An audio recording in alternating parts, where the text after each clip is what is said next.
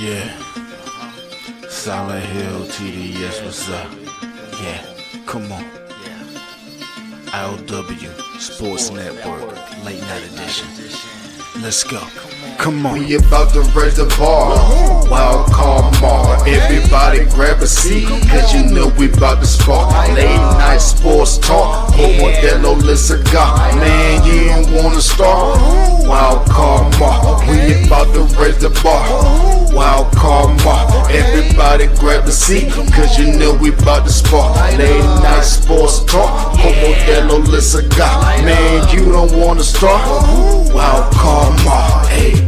L Boogie with the hot flame, ashtray full of top names, little tree for your membrane. This the 9 hour time frame. I just snatched up a 6-pack, got my hands on a lid pack, whipping up a little batch of snacks. Yeah, man, I think I'm all set. Late night, can't sleep, go ahead and just tap in.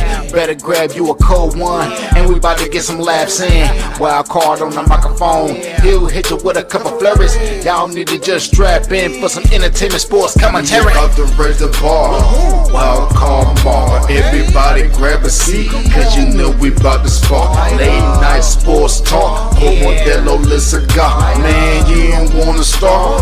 Wild card bar. We about to raise the bar. Wild card bar.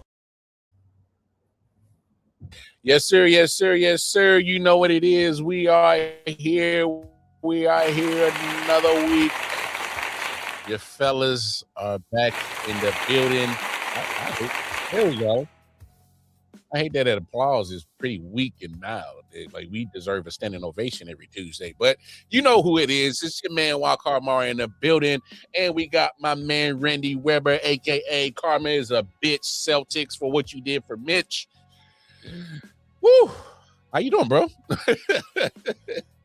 I was doing badly when when the curse of the show came to fruition not even 24 hours later. Not even 24. We joke about the Mitch, don't do it, don't pull a Saquon, don't go to the Celtics specifically. A few moments later. Yeah. That was so I was not feeling great. However, for what happened to the Celtics as a result of that, or after that, because I'm a believer in God. I'm a believer in good things happening to good people, bad things happening to bad people. Not always, but I believe in a sense of justice out there. Yeah. And oh boy, did it come against the Celtics after. So I feel a little bit better now. No, it came quick. For those who are not privy to what our brother is talking about, Randy and myself were talking about Mitchell Robinson on the free agency list. He was a free agent, narrowing down his options. The Lakers, my team, was one of them, and I wouldn't have been upset if we would have grabbed him. But we literally had a conversation on this show last Tuesday, and the first thing we said is, "Hey, man, you can't go to the rival. You can't do that. Like, you just won a championship. We get it. We love you, Mitchell Robinson, in Knicks land, but we will be very upset and pissed off at you." And soon enough, a few hours later, that he got a contract from the Celtics that I don't know if he wouldn't. Do you think he would have got that money with you guys? No, the big debate really was because we brought back Landry Shamet. Yeah. So it was like, okay, we brought back Jose Alvarado, we brought back Landry Shamet. We're not bringing all of these guys back. For as good as Mitch is at the things he's good at, he's the best offensive rebounder in the NBA. He's possibly or one of the best rebounders, period. Great rim protector, all of that. But he is the worst shooter in the NBA by far. And he has stamina issues, and he gets injured a lot. And he's a little bit older now. So it's like, okay, it doesn't really make sense to pay you. Yeah. It doesn't make sense to pay you like that. And as opposed to, because we're not going to be able to afford to bring everybody back. So no. I think spending that money, spreading it more apart to Landry Shamet and Jose. We brought Andre Drummond in with almost the exact same skill set as Mitch for way cheaper. So I really liked that move. That's actually not a bad move to get, and He veteran fills the void. veteran presence. Yeah. Like you said, the financial presence is I think the big thing about that one, getting Andre Drummond, and like you said, he can definitely give you what Mitchell does, and I mean, believe it or not, he does have a championship under his belt. It was in the bubble, but it's on his resume. But Right. And it's not like he's a shooter or anything, but No. he's not as bad as Mitch in that category. You get to keep the rebounding, Yes. but you get someone who's not historically bad at the free throw line. And that, that's kind of nice for a much better price. They won't be able to do the hacker Andre on Andre. Yeah. You know what I'm saying? Like he's not that much of a liability on offense where they gotta hack him and to get back in the game. Because if you're down big and you start the third quarter, just start fouling Mitchell Robinson and close the gap and get him on the line. And so he's gonna miss, and so it helps you guys get back in the game if you're opponent and you're going against a team with Mitchell Robinson on, and that does suck. That does suck, but look, it's just so funny how we talked about that. And one thing that we talked about last week was I didn't think Jaylen Brown, JB, Mr. Smart Guy, which, by the way, can we have a quick conversation on the discourse about Jaylen Brown? Yes, he is probably one of the smartest men in the room. Yes, he really is. All right? Get over it. All right? If your feelings are that hurt that he's that damn intelligent and you're not, I don't know what to tell you. If people are in their feelings because he probably asserts and walks around like he's the smartest man in the room, well, why should he walk around like he's the dumbest guy in the room with those accolades he got? Why? Yeah, and I do feel like I was maybe a little harsh last week when we were talking about him and like the maturity thing, the things that he chose to say on Twitch. Realistically, I mean, if the refs are actually fucking you like that, and knowing Embiid, he was flopping, and that was fucking them. I think it's fine for him to stand on business and just like say that. Was it necessarily the best business move? Probably not. No. But he wasn't wrong. He was right to point it out. So I take back some of the criticisms that I levied in his direction. I would say. To be fair, I think that there's a lot of, at least he's in a fight with the media, if we're being honest. He's in a fight with the media. Jaylen Brown himself is in a fight with the media. I don't know what he did or what he said that they just don't like him. He's not like the guy, and I don't get it. I don't understand it. Because I mean, if I was the smartest man in the room, why would I act like a dumbass? I mean, first of all, he did like the bar is pretty low when it comes to these athletes, and are we that surprised that they're not some of the most intelligent people in the world? I'm not, or anybody jump on me. I'm not saying that athletes are dumb. That's not what I'm saying. Right, and especially we're not saying NBA athletes because we know where that stereotype would come from. Yeah. All I'm saying is when it comes to him in particular, he is that damn smart. Yeah. I mean, I the discourse lately over the last week and a half, and especially leading up to the trade, it was crazy. I'm like, why are they treating this man like he's some bum, or like he's some guy that ain't part of a championship caliber lineup that just happened a couple of years ago? Why are they trying to act like this guy can't lead his own team? Yeah, there was a lot of, and I've never really understood it, but there has been the opinion of the league seems to be much more negative than the results would suggest, right? Like he just led a team to a championship and won Finals MVP. He led that team, hence why he won Finals MVP, and I believe Eastern Conference Finals MVP too. Tatum didn't win either. Tatum was a no-show up until Game 5 in that series in the finals, which I keep pointing out because it's true. Drew Holiday and Derek White even showed up more than he did. It's just true. And and so like he does that. He now carries this team, the team last season that nobody expected to be good because Tatum was hurt. And they had made they lost Drew Holiday, Anthony Simons comes in, at the beginning of the season, and they trade him away. And it doesn't look like a good roster on paper. And Jaylen Brown carries that team. Mhm. And then, they choke, but Tatum goes back out in game 7. Hurt. Yeah, right. And so I have also, like, if you look at both rosters, the Celtics definitely overachieved, which is why their seeding was so high.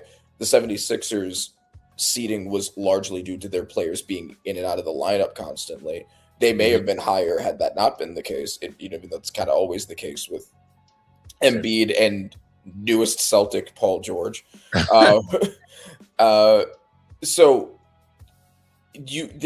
And then the whole thing with the analytics is just like he's actually the 7th best player on the team thing. It's like, right. It's ridiculous, and I've never really understood why there's been this narrative. It's just kind of always been treated as a given, like just an objective, obvious fact that Tatum is the better player between him and Brown. Mm-hmm. And there really isn't any evidence to suggest that. It's just kind of this thing that we accept. There have been periods of time where Tatum has played better, but outside, but there have also been periods of time, especially in big moments, when Brown has played better. Yeah, I agree.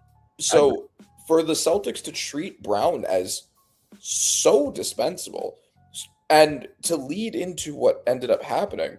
So just to kind of go through the timeline, he was offered for Giannis as part of a package.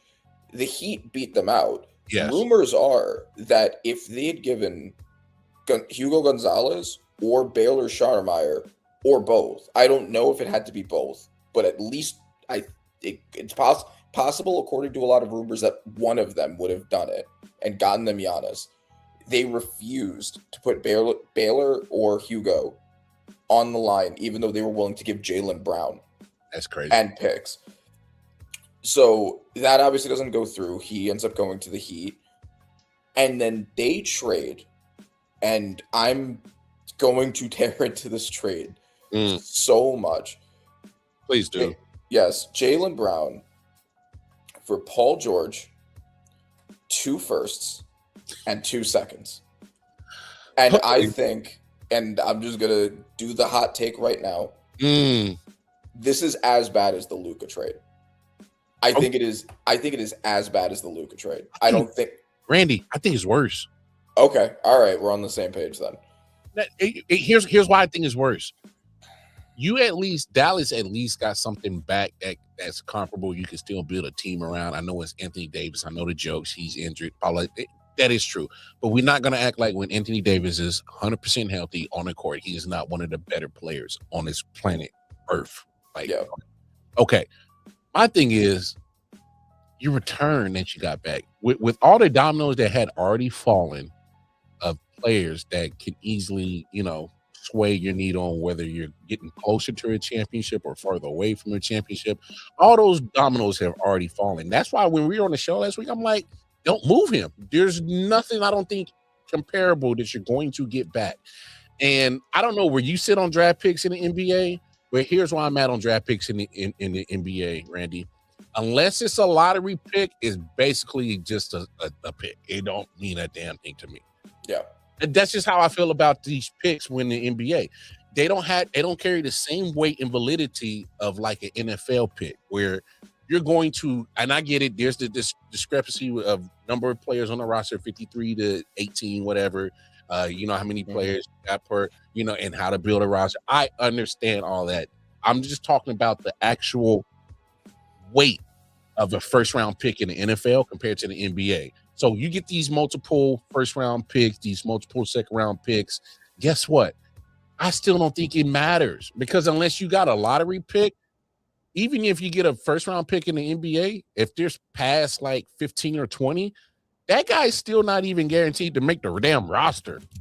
You know what I'm saying? He's happy to even make the rotation. You know what I'm saying? Yes. And in NFL, a first round pick, you expected them to be part of the rotation and like immediately like help now for the most part. You know what I'm saying? So I don't put some weight on these picks. So that's why I didn't care for the picks. Whatever. Oh, you got 2 firsts, 2 seconds. Who cares? All right.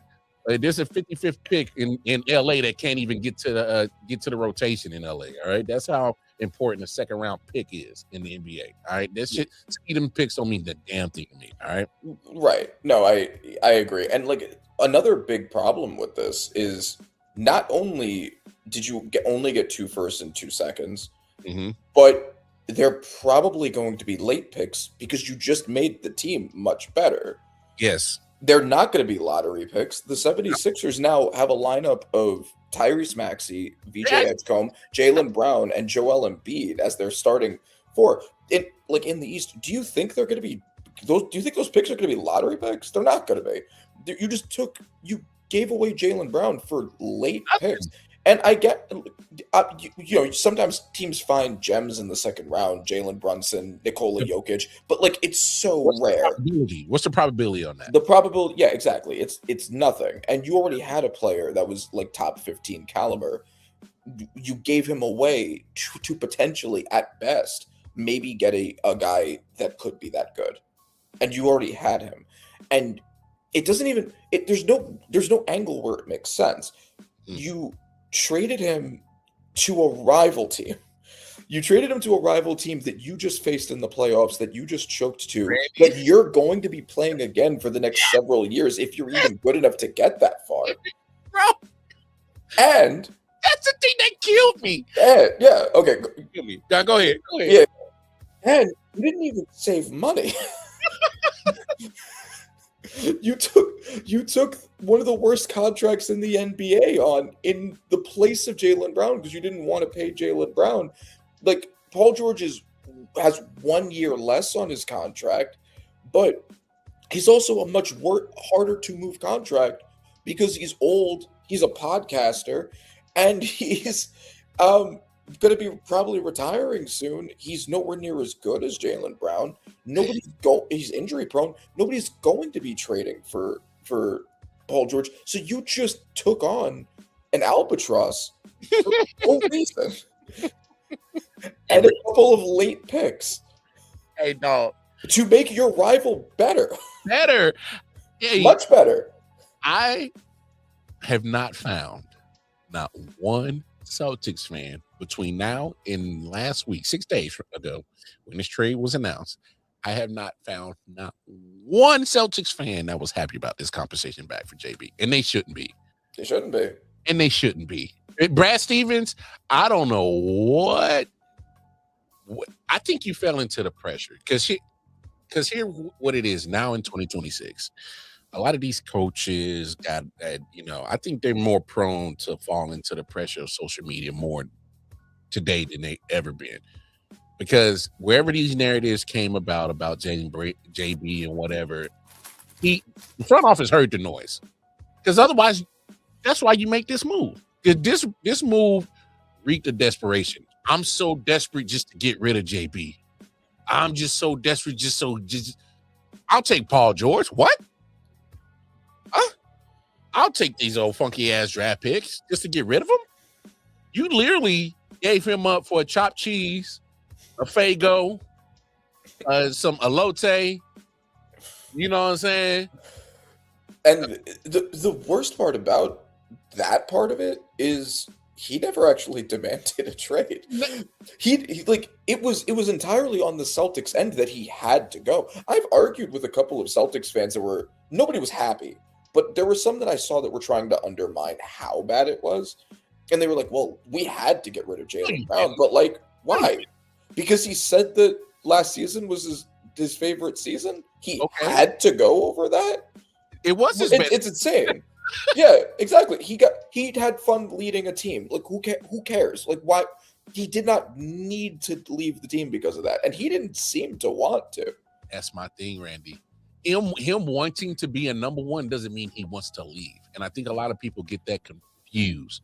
Just because a guy wants to be the man on the team, he wants to quote unquote have the title of, hey man, when it all comes down, I want to be the guy to take the shot to get us to get. Who cares? Right. If that's his business, that's his business. The fact that really kills me with Brad Stevens is this was not based on basketball. You can't fool me on that. This was not based on basketball. No. This move at all was not at all based on basketball. Because if it was, you would have got way more better compensation back for a guy that, for one, you've already shown that he is important because you made him one of the most highest paid players in the league. Mm-hmm. So you can't tell me he doesn't matter. Two, he was part of your championship cloth, your fabric that you have built. He helped bring the championship there. He was part of 2 finals appearances. He was part of the consecutive Eastern Conference Finals appearances teams that he was part of that. Like literally, like I don't know what Brad Stevens has against Jaylen Brown. There has to be a huge dislike amongst them. There has this. You can't sell me on this was business. You can't sell me on this was basketball, because neither one of them made no business decision. No, this wasn't a smart business decision.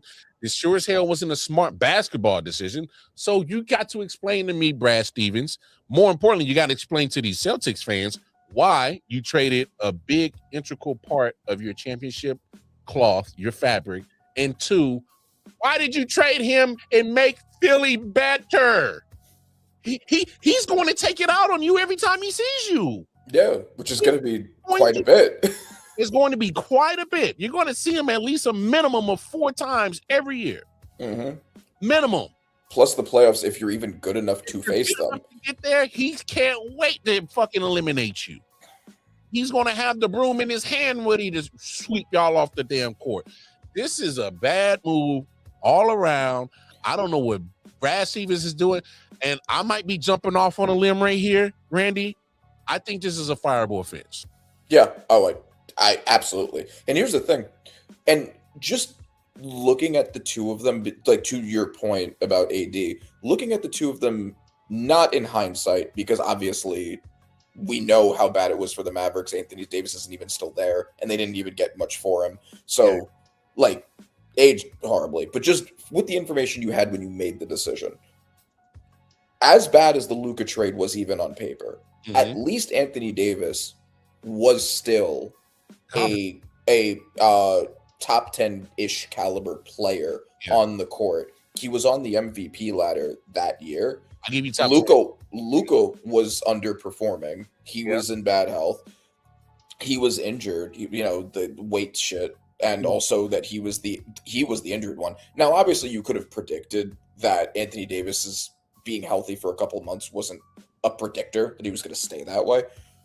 But at least you were getting a player that you could reason yourself into believing would make your team better.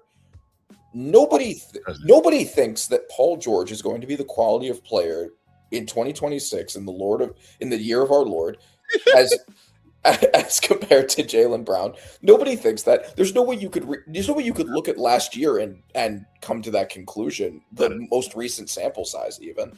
And 2, another thing that makes it worse is the Lakers and the Mavericks aren't direct rivals. They're not always competing against each other. They're in the West, but you just gave them to a team you just faced. And lost and choked to. They weren't good enough to beat you when you had a better team than you do now. And they had a worse team than they do now. I'm still shell shocked that this trade went through, bro, because we were literally sitting here a week ago and I'm like, there's no point in even trading Jaylen Brown. You're not going to get the compensation back you want. This was literally, I don't like Jaylen Brown move from Brad Stevens. This has to be. He didn't like him. Yeah. This was personal. Because he can't sell me on this was business or this was basketball. Right. I think the analytics stuff was a way of trying to sell that it was basketball, but it's obviously not. We've seen that before from hell. They do that in corporate takeovers all the time. You know what they do to, and one giant company is going to deface another company, but behind closed doors, they're about to acquire that company. And what it does is it pisses on the value of what you're trying to acquire, so you don't spend so much fucking money on it. So it's the same thing right here, where it's kind of like, oh, we're going to defame, talk throw whatever we can, make up whatever narrative is through the media, leak whatever to make it seem like, oh man, we gotta get rid of JB. His smartness is a cancer to our locker room. You know, his intelligence is just too. It breeds arrogance, and he's just too smart for the room, huh? Right, like all the drama, quote unquote, that he started from that like one Twitch stream where he criticized refs and another team's player, and just said that it was his favorite season, and like that, there's like we have to move him, we have to. Gotta move him. It doesn't matter what we get back. We just gotta move him. It's just, like, ridiculous. Hey, Brad Stevens, this is a fireable offense, bro. Yeah. I don't care how you slice it. Matter of fact, I need to look up. Has he said anything in the media since this trade has gone down, Brad Stevens? I need to look because I'm sure he has. I haven't seen it. If he hasn't, I understand why you hadn't, because it probably would be smart not to say nothing. Just wait till training camps opens up and they're like, hey, Brad, why'd you make that trade? A few months later, you could probably explain it. But right now, don't say shit. Because it's not going to make sense. There's nothing you can ever say, Brad, that's going to make sense to me, at least, on why you pulled the trigger on this trade. This is a fireable offense. It's laughable you made it. And low-key, I know I was kind of questioning what you do with Joel Embiid. You definitely can't move him now. No, and I mean, if I'm any other team, there's no chance I'm taking him. Like, expensive, never plays. He might have to medically retire in the next couple of years. Like, no, ridiculous. But what I'm saying on Philly's end, Boston just kind of gave you the layup to make your team that much better. I mean, right? There's no reason to blow it up. No, not at all. Because although I think him and Edgecombe are kind of redundant. Embiid and Edgecombe? No. Brown and Edgecombe. Brown and Edgecombe. Okay. Almost redundant. You still got Maxey, and if you actually quite honest, all three of those are pretty much the same person between Maxey, Brown, and Edgecombe, at least playing the same position. Well, Maxey's a guard. Brown's a forward. It's Edgecombe's a shooting. Oh, he plays shooting guard for them. I don't know what his natural position is. He can bounce between 2 and 3. Yeah. So, which Brown also does. Yeah. So I'm saying that's what I'm saying. Those two are redundant. Obviously, I guess I don't know how they're gonna flow between the three of them on the floor. I'm not sure how they do it. Hey, they got time to figure that out. I'm just saying, on paper, if Embiid actually stays healthy, this actually is a way better team than what Boston just did to what the hell they just did to themselves. Yeah. So that's why I'm saying that I'm just happy that the Celtics are facing karma for taking Mitch. And when Mitch is in Boston and he's at the free throw line and he's missing all of his shots late in those close games, and he's being called all types of slurs by that racist ass fan base, I will look at him and I'll be like, I'm sorry they did this to you, because you're doing all that shit in the play-in now. They didn't even because they didn't even bring you to be on a good team anymore. I'm sorry, Mitch. Hey, it's okay, Mitch. Hey, you got your ring. Go get paid. It's all good. It happens, man. I think that now, does this automatically take Philly out of the LeBron sweepstakes, you think? It doesn't. Apparently, they contacted him even after the Brown trade. So I think that they are interested in him. I don't think LeBron has any interest in going there. I don't see why he would go there specifically. I think, especially if he's not going for money reasons, because he's apparently willing to take a minimum, he's going for basketball reasons. And I think that means sentimental reasons, right? So the Cavs and the Heat, and then the Warriors. I think those are the three teams that are the serious teams. I don't think he has any interest in going to the 76ers, because why them specifically? Yeah. I'll say this. I will say this. I don't know if he comes to a decision sooner rather than later. Regardless, I think him going to Miami is an odd one because I don't like how that roster is just constructed. Obviously, they're still trying to put it together. Obviously, Giannis is there, Bam is there, and it's crazy enough. I was thinking they're gonna keep Norman Powell. He leaves. Yeah.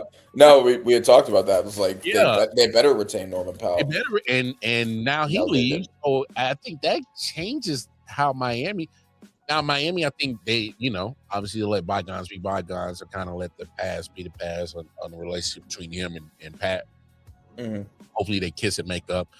If I'm Miami, yeah, I do presume because LeBron does feel at least two needs. Yes. He gives you the leader. He gives you the point guard that you don't have no more with Norman Powell gone. Well, shooting guard. They have Davion Mitchell, but LeBron. Oh yeah. Obviously, would be an upgrade over Davion Mitchell. And As they have Tim Hardaway Jr., who I think is supposed to be the Powell replacement. Is he going to be good enough to be the Powell replacement? We'll see. But exactly. But Tim Hardaway's always just been a solid role player for me. I ain't expecting him to take on no big giant role, man. right, exactly. But like, if LeBron did play the one, you have a starting lineup of LeBron, Tim Hardaway Jr., Wiggins, Giannis, and Bam. That doesn't feel as bad as it does right now. It looks a lot better than what they are right now. Yeah, exactly. Like that's a team that could make the playoffs. Probably not a high seed, but it could make the playoffs. No, they would have to have some things farther away to get out of the East. They're not getting out of the East. No, that's not. I think that's off the table. Yeah, but like to make the playoffs, maybe win a playoff series. I think that lineup could competitive. It'll be competitive. I'll be okay with that. I see the Bucks continue to tear everything up, and just go ahead. Yeah, try to. I mean, they don't have their pick this coming year, so they don't really. That kind of sucks because they don't really even have that much incentive to be bad. But they're bad. They're going to be bad regardless. It's not really up to them. I mean, I don't know. They're trying to figure some stuff out. I think Hero is still on the team. I don't think they moved him again. Is Tyler? Yeah, Tyler Hero is. Hey, you know how crazy that Tyler Hero and Kuminga are on the same team? Yeah. And they Eskimo brothers. That's crazy, bro. That's so funny. Hey, that's wild. Anyway. Yes. Hey, Summer League. I haven't had a chance to really kind of peep into the games. I've been looking at certain highlights. Darren Peterson has been getting off on some of these highlights I've been seeing. Mm-hmm. And so I'm not saying that Utah is going to be nice, but they're starting to collect a whole bunch of talent out there in Utah, and that's even with them moving off of Walker Kessler. They got a lot of young talent that's loading up. Can they put it all together? I'm not sure. Can they do something with it? I'm not sure. But they can either turn into something like a worst to first type situation, or they're just going to continue to be a farm system for the rest of the league. I'm not sure, but the talent's there. Exactly. They do have talent. They have Nurkic now in Walker Kessler's place. Speaking of which, also, so that's a good segue. You now have Walker Kessler. How do you feel about the Lakers' moves this offseason? I mean, you don't have LeBron. You were never a LeBron fan anyway. You never thought you were going to win a title with the team that they had. So they've made some moves now. Walker Kessler comes in. Colin Sexton comes in. How do you feeling about these moves right now? Hey, the exciting whites. I'm gonna be honest, man. I'm kind of shaky. I'm kind of nervous. And here's why I'm nervous. Because for the first time in a long time, I have actually agreed with Stephen A. Smith, where I am shocked and just absolutely just the image of the Lakers right now is different. I mean, this very, very white. We are here at the Snow Time Lakers show. All right. And Hey, look, I'm just gonna say it. Look, Stephen A. Smith ain't said nothing fucked up. He said the same shit we was all thinking. All right. When's the last time you seen an NBA team win a title with a whole bunch of white boys in the starting lineup? It's been a minute. Yep. Like I said last week, y'all go see what the N stands for in NBA. I'll wait. Regardless, I am shocked that the Lakers are very bright right now. All right, they are very bright. And I'm not talking about IQ. I'm talking about the skin tone. It's very bright. It's really. It's kind of crazy. You're out white. Like there's a basketball team that represents Utah, and they're blacker than the LA Lakers right now. The racist ass Boston Celtics are blacker than y'all right now. Hey, I ain't even know. Y'all can jump on my man Stephen A. Smith for a lot of shit, but on that one, he wasn't wrong. He said the same shit we was all thinking. Like, hey, Lakers, good moves, but are they the right moves? Because fact of the matter is, it's just facts is facts. When's the last time you seen a whole bunch of white boys take a basketball NBA team to a championship? And y'all can say whatever you want. I don't care. I'll take the heat. I'm just saying Stephen A. wasn't wrong. All right? He wasn't lying. He said the elephant in the room. He said what everybody was thinking. And they jumped on him. And this is the one time I'm going to come to his defense. He said what we was all thinking. Because right when the image came by, traded for Walker Kessler, gave the extension to Austin Reed, still got Luka. And that's pretty much the key pieces of your starting five right there. Yeah, you lost Rui Hachimura, who I've always really liked. Rui does a lot of things. Obviously, you want him to be more well-rounded on the offensive end, but he does a lot of stuff on the stat sheets that just doesn't show up. He does the hustle, he does the defense, he does the assignments that most.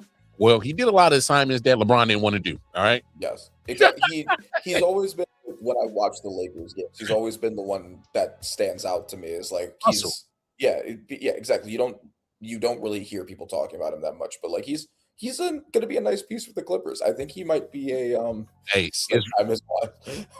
true. It's the Snow Time Lakers. I'm trying to tell you, we from Showtime to Snow Time. As long as we make this motherfucker avalanche in Lakerland, I don't care, man. Hey, I'll be pro all my white boys down there in LA as long as they put them W's up. But the moment that they start stinking, first thing I'm gonna look at, and y'all gonna get mad at me, I'm like, all right, should have got more brothers in this motherfucker. Don't get mad. I'm just calling it what it is. Yeah. Calling it what it is. This ain't about race. This ain't about being funny. No, we just being for real. I'm just being for real. When they start losing and start looking like cheeks, the first thing I'm gonna come up on this show, Randy, and say, "Well, we should have more brothers." Yes. Yeah. Hey, which one of y'all got to come out in the starting lineup? Because y'all better go get a brother in here. You better. Hey, y'all got enough brothers down there in South Central. You better go get Tyrone and them. Nut. Better go get rolling sixes over there. Something. Hey, you better do. Hey, they not gonna like the results of if it's just mediocre, because a lot of people are gonna jump on Rob Pelinka's head about the moves that he made this offseason, and they're gonna, because first thing they're gonna look at is you had to give Austin Reeves that type of money, because I would. Yeah. I mean, correct me if I'm wrong. I think Austin Reeves is a solid player. All right. By default, he was the second best player on the team last year behind Luka. By default, by stats. Mm-hmm. All right. And he when Luka was out, and also at times when LeBron was out, Austin Reeves did a lot to carry the team at times where he was needed. But this was also like a breakout year. We have no idea if this is his standard. Yeah, going forward. I'm just Rob Pelinka. Obviously, for me, I didn't think he was going to hit a home run. But the fact of the matter is, you're moving off this era where it was kind of a mixed bag of emotions and feelings that you had with LeBron. And now that you move off of that, and quite frankly, it sounded like LeBron just didn't want to come back to the Lakers. I mean, he wasn't even taking any calls. He didn't want to talk to him. That says a lot to me about the whole situation right there, about him not even wanting to make time to talk to them. Yeah. Oh, I'm on vacation. I'm playing golf. I'm traveling here. No. Yeah. You got time to talk turkey, bro. Yeah, no, he won a title for this team, right? like things have to be pretty bad for you to not even want to talk to them after that. I'm gonna be honest. I don't think he ever fit here in LA. The fit just never was there.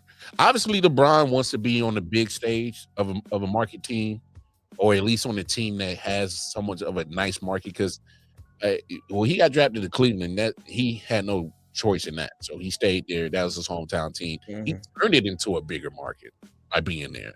Yeah. You know what I'm saying? And for him to go back, that was a personal thing. But what I'm saying is, LA, Miami are both, especially LA, are bigger sports market teams, market areas. Yeah. And that's the type of stage that LeBron deservedly needs to be on. It would feel weird, you know.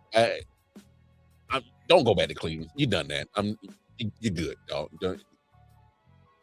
Hey, you done it. You won them a championship. You're good. You're good. You don't need to go back there. So I don't think that should be even on the board. But like, if he does, it's for personal reasons, right? Like it's not. Yeah, that would be like his reasoning for doing it. But yeah, I agree. To retire and that's it. All right, cool. All right. But here in LA, it's like if that what he needed to do, obviously, you know, the endorsements, the media that he likes to do, LA is the perfect spot for that. I'm just saying culturally, because I was listening to, I can't remember who I was listening to, because LA, the Lakers are so pro Kobe, all right? Pro Kobe. And you've been tied with his name for so many years. And all these Lakers fans, especially I know, because I was doing it, and we didn't give a fuck about you, LeBron. We was Kobe. So, and for you to come to LA, which was Kobe's team, it's kind of like, oh, you trying to be funny, man? Like, what is this? So I already kind of took it as a slight, but like, bro, wait, nah, I don't care what you do here. You ain't gonna never pass my man Cole. Won 5 titles with y'all. You could have won 5, and I still would have. Kobe, I'm saying like Kobe won 5. Like that's good luck. And then you can't compare that little bubble championship to the 5 that my man Cole got. Not a 1. Not one of the 5 I can compare that bubble championship to as an importance. I can't. Even in his first 3 when he was the Robin, or like borderline Robin, however much you want to weigh that. My thing is about those first 3 championships. There were points in times where Shaq, he was the number 1 because obviously he was still in his prime. Yeah, and because he's a ham volcano, so you know, just by virtue of being the size of a F-150. Like literally, I like my man Kobe is still he ain't quite Mamba mentality yet. You know what I'm saying? Yeah. But we see greatness coming. So this is the point in time in Kobe's career. We see greatness coming. All right. We just didn't see Mamba mentality yet. But a lot of people forget in those first 3 years, those championships, there were times where Shaq was like, hey man, I can't carry the load. And Kobe would come up to him like, hey, big fella, don't worry. I got you. And he would shut shit down. And like there were points in times, I think one of those finals, Kobe, I think he might have averaged damn near 25. So it's like my man was never a bystander. No, of course not. Right. Yeah. But a lot of people in their revisionist history would make it seem like it was all pro Shaq, and that's the only reason why they got there. I'm like, I don't no, it was the Shaq and Kobe duo for sure. Yeah, exactly. Exactly. It was an and. It was an and in there. It wasn't just Shaq, or it wasn't just Kobe. It was an and in there. They needed each other to get those 3 championships. But my thing is you're fighting a Kobe legacy with you, LeBron, as in fan base, where we've been so pro Kobe. Probably a lot of people in the front office are still pro Kobe. Coaches are probably still pro Kobe. A lot of stuff with Lakers are going to still have pro Kobe just sprinkled all over it. And that's just what it was. And I get it. You've been there 8 years. You brought us the bubble championship, but it just never seemed. I just think that the LeBron we got, if he knew we had a team that was going to be competitive and probably compete, he cared. If we had a whole bunch of, again, we had a Alonzo Ball, a young Brandon Ingram, young D'Angelo Russell. He said, hey, man, y'all got to get the fuck out of here, bro. Then he kind of moved stuff, and then you kind of saw the lackadaisical kind of play with him every now and then. It wasn't, we didn't get Heat LeBron. Right. And we sure as hell didn't get Cleveland Cavaliers LeBron. Obviously, I understand there's a difference in age. But I'm just talking about as in effort and just wanting to make sure that we won. He never fit with the Lakers. It never seemed like it was anything that was just, organic or that they wanted each other. This just seems so very transactional between LeBron and the Lakers for the last 8 years. Very transactional. Yeah. And I understand, but at the same part, it's like, well, that's kind of what it was always going to be. I was never going to embrace LeBron as a Laker. So I'm only going to speak for myself. I can't talk for the other Lakers. It just was never going to happen. And it's kind of like, I'm like, right now, and even on the show a couple of weeks ago, admittedly, I was like, I would like LeBron back because we're a better team with him. But at this point in time, I'm like, I'm just glad it's over with. I'm glad it's over with. Because now we can stop acting like we could stop walking on eggshells and just move on. Y'all never really cared to really like each other. When you got transactional relationships, there's nothing real. There's nothing organic. There's nothing, in my opinion, there's nothing prosperous going to come from it. Yeah. It's just, all right, we're here because we need each other. Yeah. Okay. All right. That's like when people stay in those relationships for 4 or 5 years, even though the love's been gone 3 years ago. Yeah. Like somebody got to break up with somebody at some point in time. Like, yeah, for real. It's just like I get it. We have I don't know, finances and kids intertwined, but bro, come on. Yeah, it ain't working. Yeah. like let's call it a wrap. And also, I guess to be fair, a lot of the issues with the Lakers were not LeBron's fault. Some of them were. Yes. The lead GM shit had pros and cons. You would not have gotten AD without LeBron's interference, very likely. But you also wouldn't have had that weird Russell Westbrook situation. You maybe would have gotten a better center at some point if, post AD, it was, the pros and cons to him being so heavily involved. But I wouldn't say that a significant amount of the issues were his fault that happened with the Lakers. But I gotta understand it. He was always one of the direct competitors to Kobe. Mm-hmm. So I kind of get your point, right? Like they were fighting for MVP recognition in some years. So yeah, I understand.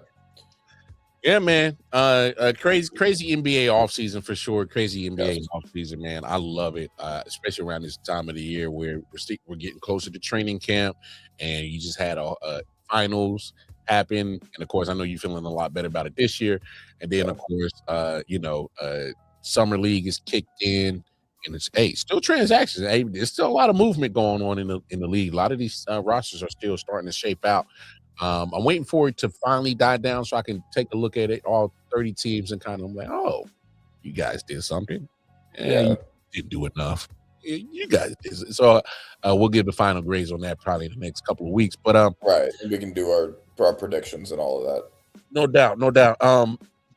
And I know last week we were talking a little bit of FIFA, but I gotta talk about this, Randy.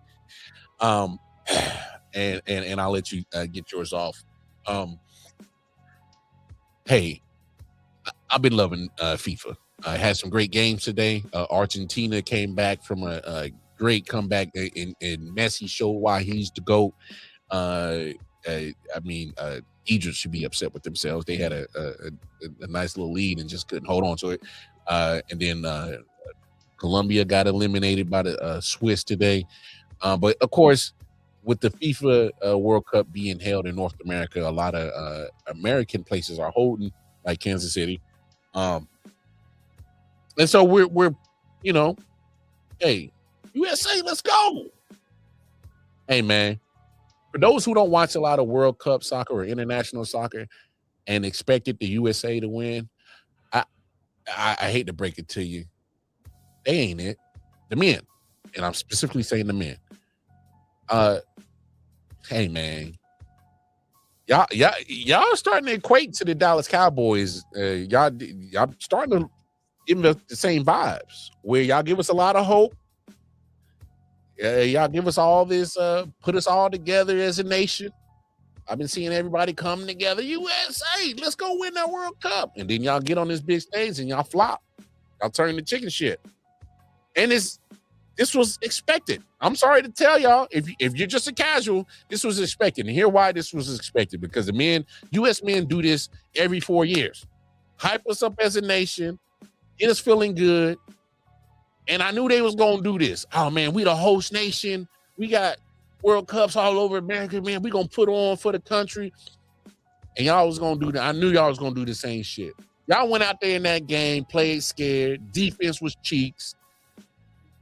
All right, one aggressive. As soon as y'all scored, y'all gave up the cheeks, literally, in seconds later.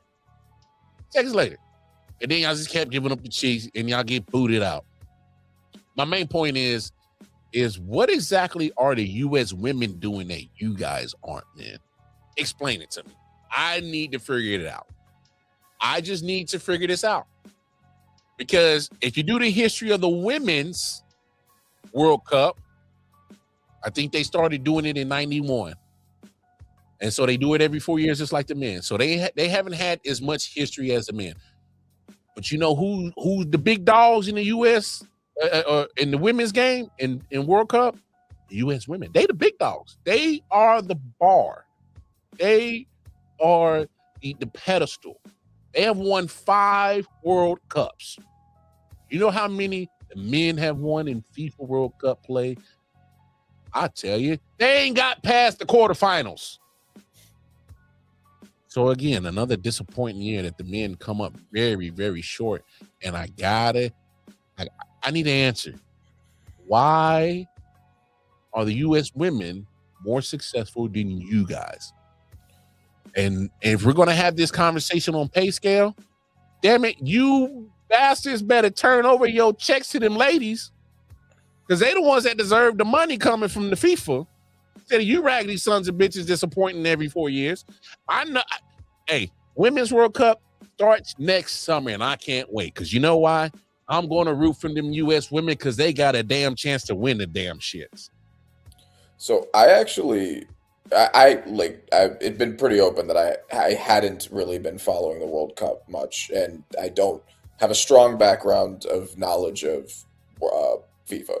However, I did. This was the first FIFA game I think I've ever actually sat down and watched and paid attention to, and for this to be the first one, it kind of sucks. The American team was ass, bro. Like it was just bad. The goalie, our goalie sucks. I don't know what his name is. I don't care what his name is. Care to know his name, but that move he did was, bro, steps out of the goal. We just get a penalty kick to tie it up. The only goal that we score is from a penalty kick. We tie it up almost immediately.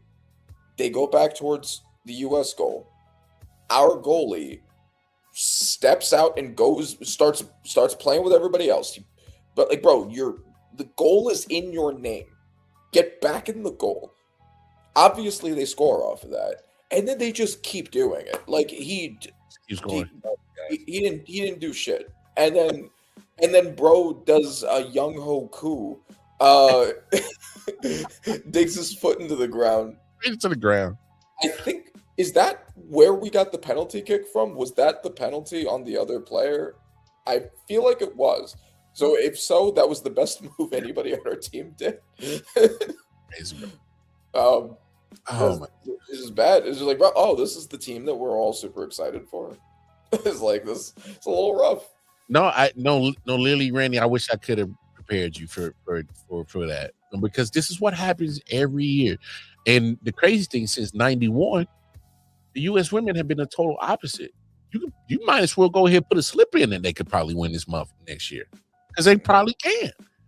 And for the fact for the U.S. countries to be vast different between the two men and women is crazy to me, because we go from a women's team that is literally, you could pencil the name in to win the World Cup next year, and they just might do it. You hope that the men, hell, can we get past the quarterfinals? We can't. We keep. There's also probably a decent talent gap in the opponents too. There is. So that I don't know if maybe that's something to do with it. Like, I mean, you have Messi's Argentina, you have Ronaldo's Portugal, you have Mbappe's France, right? Like, it's just high level opponents, and then it's us who don't even. You know. And see, that's kind of my biggest thing. Who's the star? They said Christian Pulisic was supposed to be our star, but the man was pretty non-existent for the most World Cup, majority of it. So if that's our star, that's our bar. Oh well, shit. Yeah, we ain't getting no damn World Cup if he's supposed to be considered our star, and he couldn't even show up. I know he was fighting injuries, but my biggest thing when you're talking about the talent disparity, so obviously Messi with Argentina, there's a whole bunch of other bad Argentinians not named Messi. You go to Portugal, there's a whole bunch of bad motherfuckers not named Cristiano Ronaldo.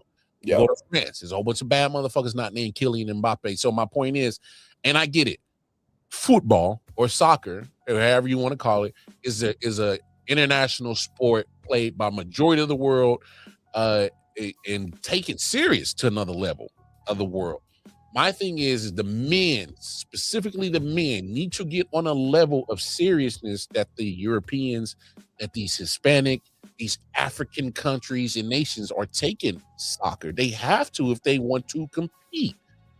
So I thought about this the other day, Randy, and I don't know if they're doing it or not. And I've seen it done in other sports, especially baseball. They need to start setting up satellite camps. And they need to do some in some of these Hispanic countries like Argentina, Brazil. They need to send some over in Europe, and they need to send some of these satellite camps in Africa. And what they should do is take our under 18 teams, like our youth, because that's how you build it. So take 15-year-old to 18-year-olds, and what they should do, they should drop them in one of these Argentina or Brazil, drop them in Africa, drop them in Europe, and have them play against the youth in those cities, because those dudes are the grinders. Them kids that ain't got no shoes in Africa, them Hispanic kids that's playing soccer with whatever made up little tree that they didn't probably shavings they didn't bundled together and woven together and made a soccer ball.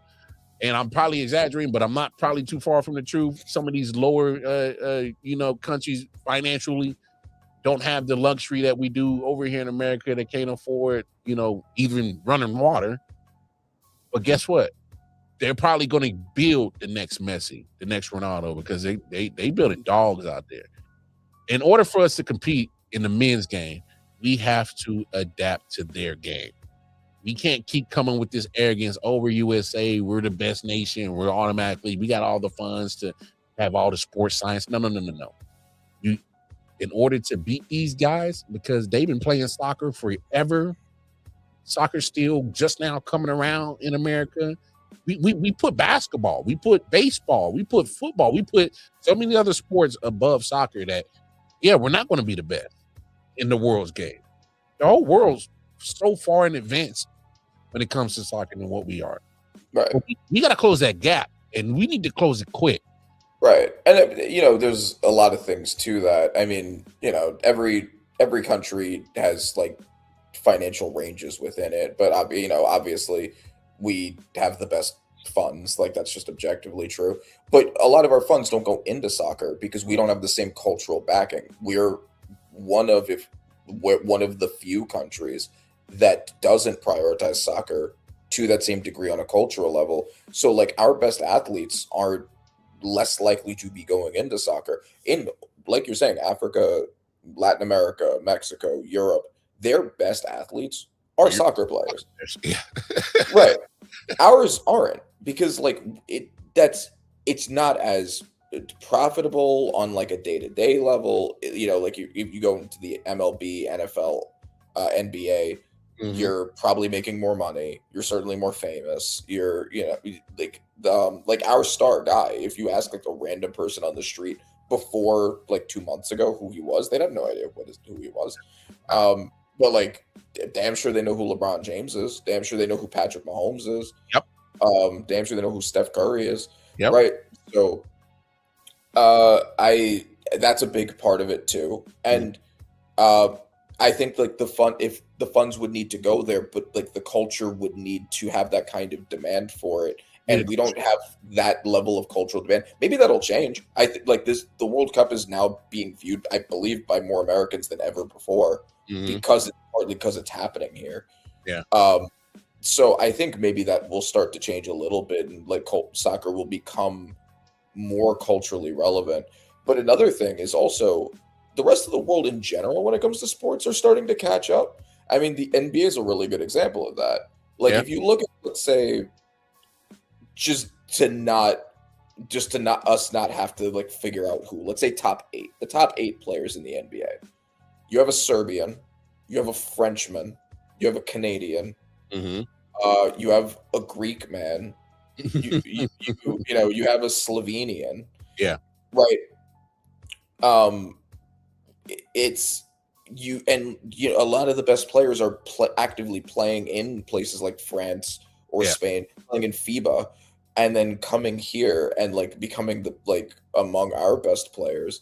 You know, and we got Rudy Gobert, we got Şengün, we got like a lot of the best players are coming from other countries more so than ever before. Yeah. And like the rest of the world is kind of starting to catch up to us in sports a little bit. That's fair. That's so it's kind of, it is interesting to see. I mean, like, what is the NBA going to look like 10 years from now? Yeah.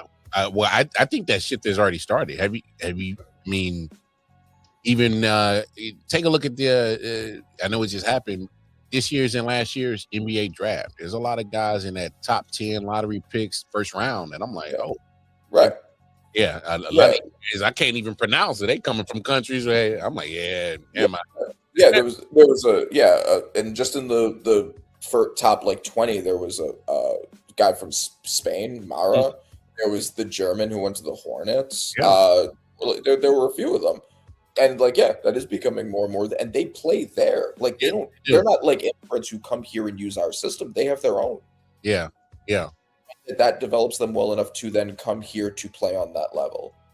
Yeah, I just think that they got it. They got to start putting some of these kids who really want it, and they gotta toughen them up by playing these Europeans, playing these Latin Americans and Africans, and because soccer is just so big everywhere. And I agree with you 1,000%. It has to be a cultural shift. And I think it has to take a player at the level of Messi and Ronaldo's talent, but he has to be born in the U.S. That's the only way you're going to get Americans caring about the sport growing. Yeah, exactly. Now that I think about it, Randy, that's why the women are more successful when it comes to the soccer, because the stars that the women produce are American born in that sport. You know, we like when we had Alex Morgan playing soccer, she was on a Messi level. It benefited America's culture because she was born in America. You know what I'm saying? And until we get a Messi, or Ronaldo, or Mbappe, but until his birthplace says USA, I just don't think culturally Americans are going to like care about soccer as much as the rest of the world were. It's just I just think that's just what it is. I don't know if I necessarily agree that it has to be someone who's American born because, like, Mbappe, for instance, is not French born and Yeah. he's their top star. But it is also kind of different because France already had a culture Yeah. of soccer and Mbappe just came there to be the best player. Cameroon, I believe, is a French. What's primary language in Cameroon? I think it's French language in Cameroon. Yeah, French. Right. So, like, he was already a French speaker who went to a country that already valued soccer. Yeah. But I think it would help for sure. I think could an immigrant come here and become a huge star here? Sure. I do think because of the way America kind of is, maybe it'll be harder for them to resonate with that person and get behind them. But it would certainly help if we had an American born who could be that star. I don't know necessarily that it has to be. Is maybe my only pushback. No, I hear you, but I put it to you like this way. I think Americans care about Luka, but I don't think they'll care about him as much as Slovenian people will. Yes, that's for sure. So as much as the Americans care about the talent and how cold-blooded Luka is, I think if he was Luka Doncic, the name sounds Luka Doncic, but if said born out of Mason, Ohio, I think his stardom would have elevated to what it is now. Because I think he's already a star, but I just think if he's American born, that's how you get this vast majority of America to really care about something. I can't explain it. Yeah. They just care more if you're American. Right, exactly. Countries, there's, some of it's xenophobia, some of it's just people's limited ability to relate to people who they feel are too different. Like there are lots of reasons. Sometimes it's just because like we have our own state pride. Like I'm not unique in this way. Like the reason I cheer for New York teams is because I'm a New Yorker. Yeah, I have that New York pride. Exactly. Especially if it's a player from New York, like Jose Alvarado. A big thing was he was from New York City, and everyone does this to some extent. It's just a matter of understanding the healthy channels for it. But I do think that's a big reason why people always talk about who's going to be the star of the NBA, who's going to be the face of the league, and that's been a question for a couple of years now, because the best player in the world was Jokic. And because Jokic is from a relatively small country, and he's up until recently apparently fucking shredded now, but he was for a while like a slow, chubby guy who looks like what was that character not Frankenstein. He's the guy from Minions, I think. What? Yeah, the guy on Minions. He kind of looked like him. That's I don't know. Yeah, I've heard people compare him to this character before a couple of times. I'm drawing a blank, but yeah, like exactly. Like in Igor, like he looks like he should be following around a mad scientist and like carrying things for him. Like, so he's not. He's marketable to basketball fans, but like a regular person, like not the Capitals. Exactly. And like then Shea with his flopping and like his twinkish fashion styles and it's like, well, like Ant-Man was supposed to be the guy, and Ant-Man's super cool and he is really marketable, but he's never played at the level of being the best guy. So as his top 10 guy, but he's not the best guy. So like it's kind of, until he does that, Jalen Brunson should be the guy because he really checks off every box, but they're not going to get behind him because he's not crazy tall. Wemby has been their attempt at a guy, but people don't like him now because he's an asshole and he played dirty in the playoffs and in the finals. And I think him being French will actually limit how much people are going to get behind him. He'll be a great villain for the NBA. I don't think he'll ever be the great face of the NBA. No, I know. And yeah. I think his reputation has been. I think he's been made too negative. But honestly, being 7'4", make him the villain. make him the monster heel, Mhm. and then take someone like a Jalen Brunson, make him the baby face of the NBA. Like I think that makes total sense. Yeah. But they're looking for a guy to be like the guy. And I do think that the fact that so many of the best players are foreign does hurt the ability, unfortunately, of American audiences to treat them like that, and the NBA's willingness to get behind them like that. So, Hmm. like to your point, and I do think that would also be translatable as an issue in soccer. So Yeah. we'll see. Maybe we'll a young American Messi or Ronaldo will be born here, and then will lead us to a ton of World Cups in in the 2040s or whatever. Hey, hey, look, Messi, Ronaldo. I know y'all probably happily married, but if y'all want, man, I know some girls in Kansas City that would love to have your babies, bro. We can go ahead and make some clones of y'all American made, baby.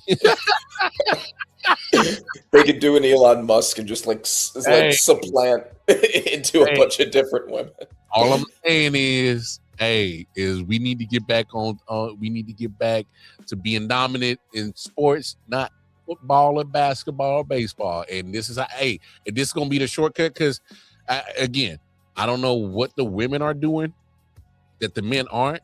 And I get it. There's a vast majority of comparison of the skill set because the women aren't going to be going against a female Messi or Ronaldo or Mbappe, and the U.S. women are going to be more likely to have those talented of women on their roster than their opponents. Mm-hmm. And I get it, but some got to give, man. Because I've been doing this for at least the last 16, 20 years watching. I could go back to Alexi Lawless playing soccer for U.S. I'm talking about Landon Donovan, Dempsey. I'm talking about I could go back to watching these boys disappoint me time and time again every 4 years because they just can't compete against these European squads and these Spanish and these African. They just can't. Yeah. It's just too talented. And even if we get a team good enough to get to the knockout rounds, which we've had multiple teams get to the knockout round, but the problem is knockout rounds is you're playing the best of the best in the world, and we're just not the best at soccer. We're just not compared to the rest of the world, and you just got to close the gap. That's all I'm looking for is close the gap. That's it. I'm not looking for y'all to overtake the rest of the world in soccer. But y'all just can't keep just disappointing me every 4 years. Like this shit is getting old. This shit is getting old, man. But before we get out of here, I love how a wrong was rewritten and how they rewrit this wrong. I don't care how they did it, but damn it. In other sports news, Sami Zayn is no longer the WWE Undisputed Champion, and thank you, Jesus. Thank you. So that's why I'm happy about that part, Randy. All right, that they finally came to their senses, and said, "Yeah, we sure we want to make this top champ? We sure?" So I'm glad y'all rethought that. I don't know if I like necessarily how y'all got to that end, but I appreciate it nonetheless. WWE, CM Punk now the Undisputed champion. That was weird. But the more injustice is the fact that y'all did the Street Profits, y'all did Sammy too. Like, why y'all had to do that? Why y'all had to do that to my Street Profits, dog? I'm more pissed off about that. Yeah. I think we're probably gonna end up disagreeing a lot for this particular one. Okay. So I said last week that, and I haven't really been watching WWE because I'm still in protest not watching over what they did to Oba in Italy, but I still keep track of what's going on. And for anyone who's been arguing with me, that's business to Clash of Italy. He hasn't watched, by the way, just so y'all know, it's business to Clash of Italy. He ain't watched. I ain't watched, but I've been keeping track of what's happening. People updated me, and so why I said last week that I thought that they should have waited to make Sami Zayn the champion. I think he eventually should have become the champion. That was a big part of the storyline, that he could never win the big one. Yeah. People were raving for him to be the one to take it off of Roman. Roman is currently a champion. It was kind of right there if they ever wanted to come like tie the circle back to that story point. I think it would have made more sense to just wait for his heel cycle to be over and then let him win it as a babyface, where it would have meant more. But instead, he won it against Cody through a roll up, which I don't love anyway. And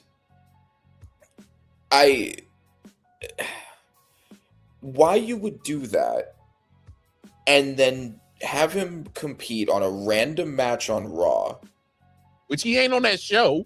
He's not on that show. That's supposed to be. They still haven't figured out whether brands are a thing or not. Yeah, which is weird. It's like either you want to follow the brand split or you don't. You got to make it fine. Yeah, exactly. And it was, like I complained last week about like Gunther needed a favor from Paul Heyman to get a contract to go to SmackDown 1 week after Jacob Fatu from SmackDown just showed up on Raw. So apparently Sami Zayn can be forced to compete on Raw, and then it's supposed to be him versus Cody. Yeah. But they do a rug pull and Cody gets thrown out of the match, and then CM Punk just shows up and beats him. And everything about it is bad, I think. Like, for anyone who's been debating me over whether WWE is good right now, because since I've been complaining about the I.O.W shit, does anybody like this? Does anybody like how they did this?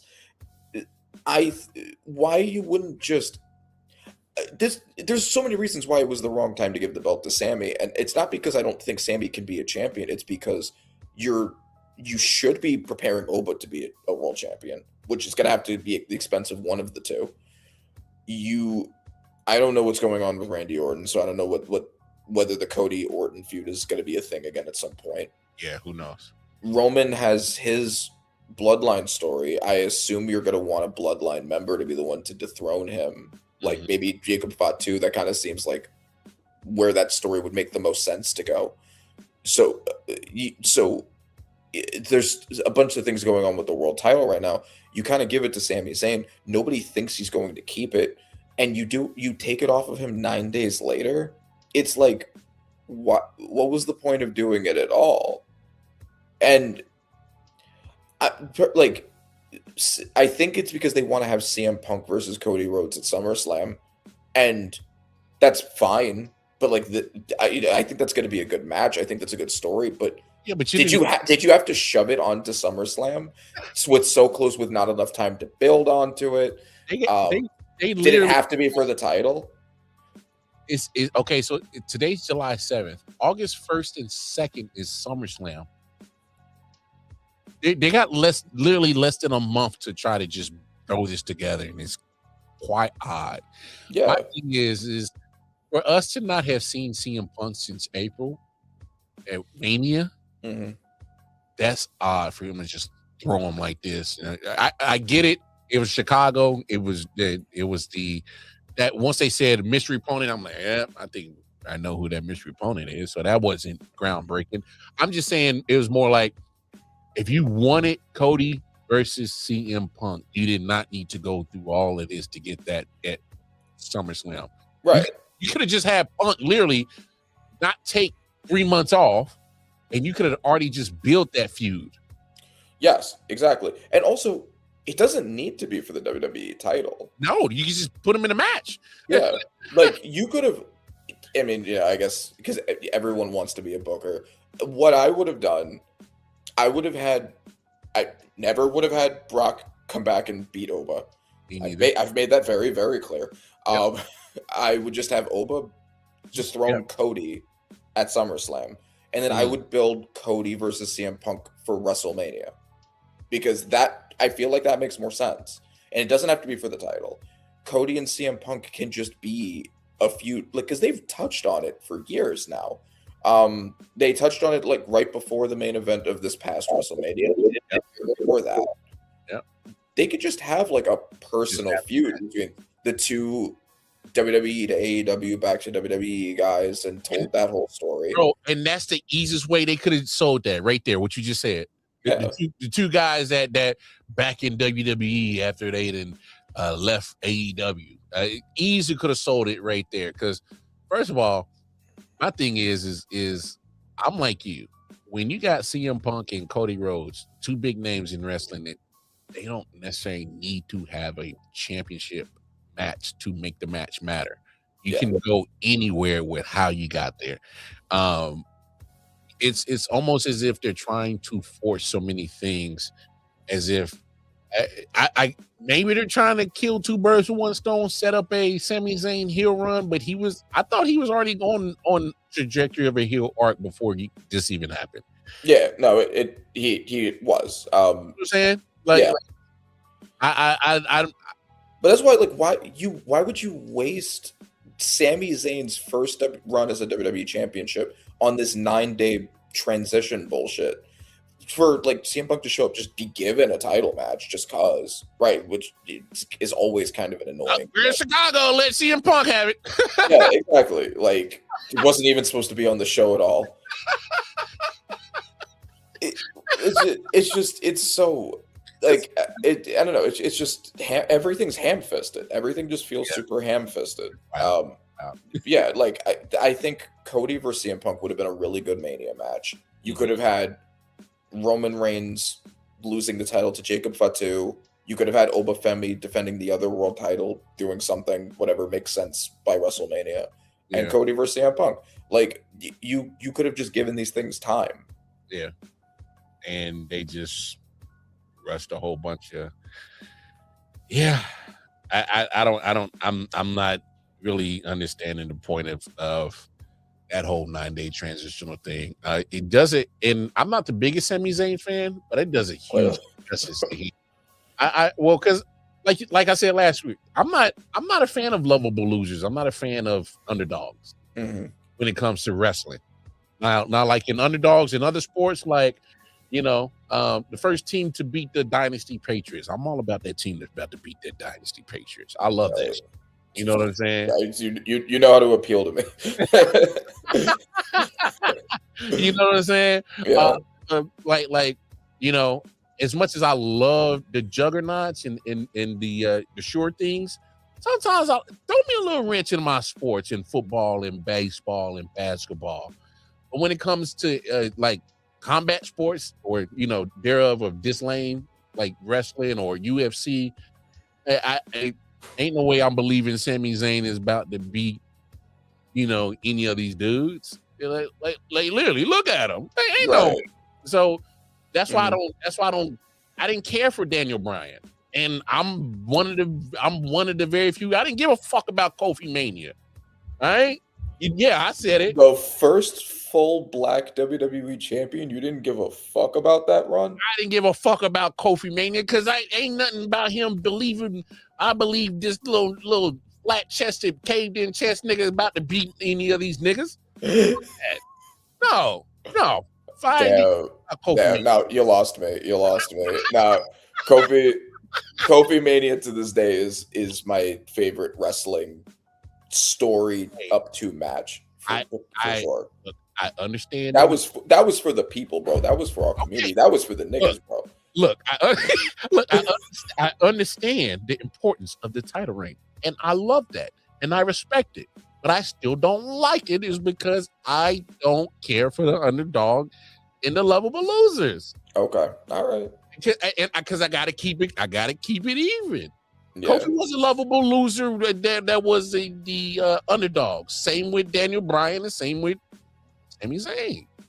Yeah. Okay. So I gotta keep it consistent. So I don't care. I do, to your point. I also was not super huge on Daniel Bryan for the same reason. I like Daniel Bryan, but when I was younger, I was always like, I'm probably bigger than him. Like, I was like, him being champion just it feels weird. It feels weird in my tummy. Like in this combat sport, he's the top guy. Like in a sport where Brock Lesnar was still there, like, So like, I feel you. I don't necessarily think that if Sami Zayn wins the title, it should be a long run. But like, is he that much cooler than Cody?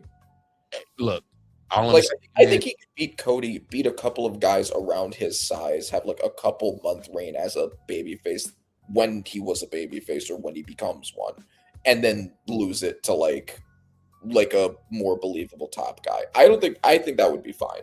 People did want that at one point. Yeah, but at the same time, like,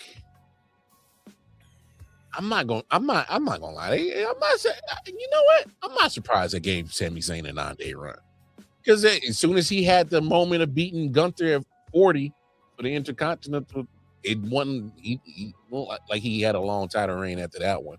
They was like, all right, we have you do the upset. It's cool. Now move on. You know, so it's like Sammy has his purpose. Now whether it's 9 days or not, hey, it's on your resume. You've been a champ, so hey, it's cool, bro. Like it's just a weird look how they got there. But I definitely wanted to talk about that before we got about it. Yeah, sure. Because I was flabbergasted that they actually put the title on him last week. And I'm kind of like, you know what? As much as I didn't like him I'm like, damn, that's crazy. I just gave my man a 9-day run, bro. Yeah. Right, exactly. No, it's just like there were better ways to take the title off of him. There's so many different, like, and I'm like you don't need to be a 4-year reign. You know, I don't need that from Sami Zayn. Can he at least defend it twice? Yeah. Right, you know yeah. Exactly. Like The- one, like you said, at least let him have the rematch and beat Cody. Yeah. Yeah, at least you let him have that one. Right. And then maybe one more guy for like a feud, and then Didn't have him dropping the Punk. Out of it. right. Hey, Right. Or maybe he's the one that Oba beats at SummerSlam. But like, I don't know. I feel like if you're gonna crown Oba, he should beat one of the established guys to prove that he's the established guy. I feel like transitioning it to Sammy and then having Sammy be the one to lose to Oba is like, all right, great, you beat Sami Zayn. Right? You know, it's like, nah, like make him the guy. Make him beat your guys. No, without a doubt, because if I beat Brock Lesnar and I'm only beating Sami Zayn, yeah, I'm happy that I won, but I'm kind of looking at the disparity of these wins. I'm like, Yeah. Right. like me pseudo retiring Brock Lesnar looking carrying a lot more weight than beating Sami Zayn for a belt right now. Mm-hmm. Yeah, right. Hey man, hey, great show, man. Hey, sorry y'all had to listen to us talk wrestling, but I don't give a damn. It's that's a little slow period of sports going on right now. We're not a lot going on, and damn it, I'm considering wrestling talk is part of sports talk anyway. Shit, y'all been having us in the dark for years, all right?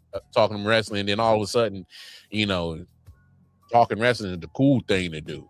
All right, so y'all been on our train, bro. So anyway, hey man, I know what it is. We gonna get up out of here. Like, share, subscribe, hit that bell notification. I.O.W Sports Network on all social media platforms. Hey, we appreciate the love and the support. Tell a friend. If you need audio needs, tap in with Randy. All right, enter on Acid Productions on Instagram. Tap in. All right, send him a DM. All right, and then you can chop it up with Randy for whatever specific you need for your audio needs, and he will get you set. All right. Other than that, y'all know where to holler at your boy. Twitter, JC Walkamar, and all the various podcasts that I'll be dropping on there. Other than that, until the next time, Randy Weber, Walkamar, we out. We holler at y'all. Take care of yourselves. Take care for each other. Peace and love. Yeah. Silent Hill TDS, what's up? Yeah, come on. I.O.W Sports Network, late night edition. Let's go. Come on. We about to raise the bar. Wild card mar. Everybody grab a seat, cause you know we about to spark. Late night sports talk. Como Modelo, let's cigar. Man, you don't wanna